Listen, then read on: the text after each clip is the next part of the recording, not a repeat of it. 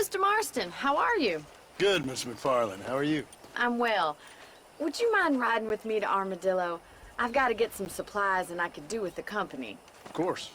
You can take the reins. It wouldn't do for a terrifying bounty hunter such as yourself to be seen driven around by a woman. Hop on up, Mr. Marston.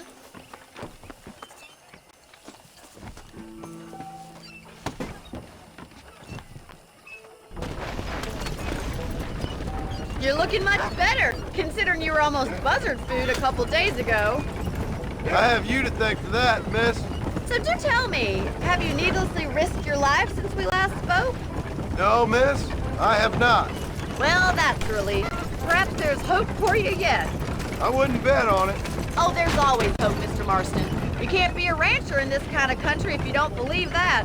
An admirable attitude, miss. I suppose so.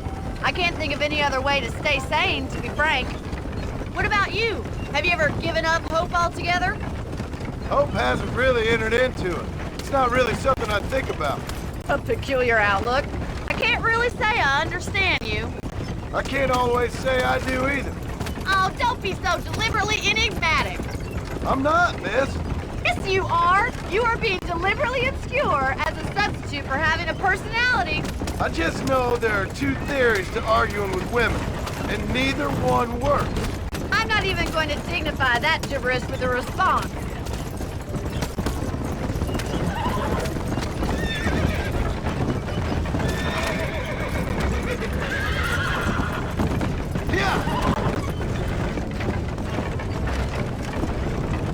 I think it's kind of funny I found you dying on the side of the road and now you're driving me into town.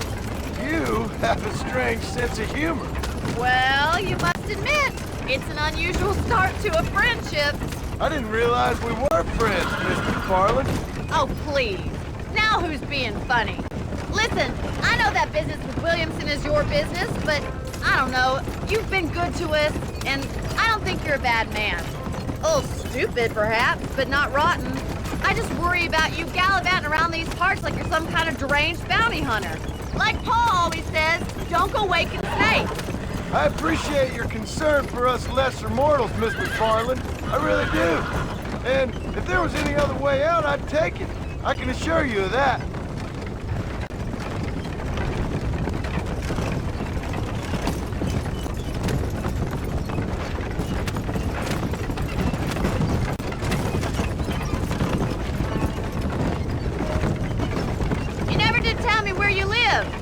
I have a small holding up in Great Plains. A farmer? Yeah, and I'm the Queen of England. And at what point during your day of hunting down outlaws do you find time to raise chickens? Only been at it 3 years or so. I guess I'm kind of new to it. You're telling me? So who's looking after this farm of yours right now? Uncle. Well, he's not my uncle, as far as I know. Just an old dog who's as lazy as a lizard on a hot day. Kind of fella laboring under the delusion that age brings wisdom. Sounds like the perfect person to leave in charge of your entire livelihood. We go way back.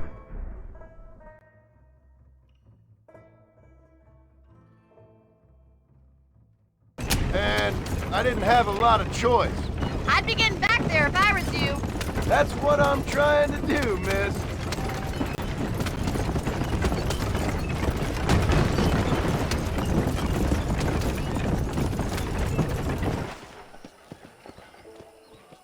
So this is Armadillo.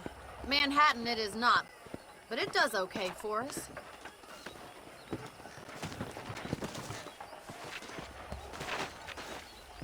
Most important thing for you right now is getting yourself into Dr. Johnson's office to purchase some medicine. The first one's on me. Thank you, miss. I'll pay you back. I'm sure you shall. The doc's a good fellow. He saved your life, so be polite to him. Meet me in front of the general store when you're done.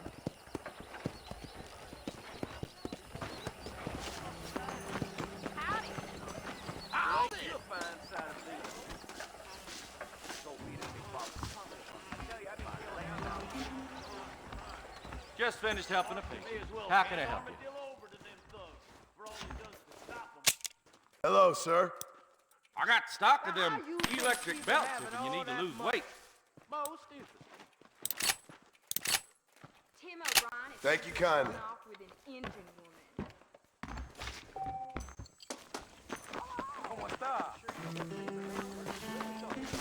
Well, thanks for driving me. It was nice to be able to enjoy the view for once, and a little company never hurts now and again. You're more than welcome, miss. Least I can do. Thank you for the medicine. Why don't you have a look around Armadillo? You can always take a stagecoach back to the ranch later. I might just do that. Travel safely, miss. Try not to get yourself shot. I won't be around to save you this time. I was told some darn fool rustlers choked up Jorge's gas and stole the earth.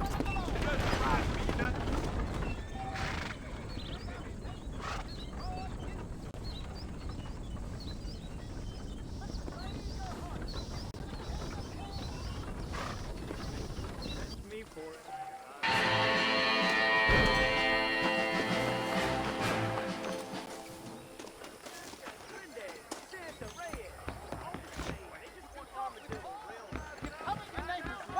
Whoa, mister. Give up the horn!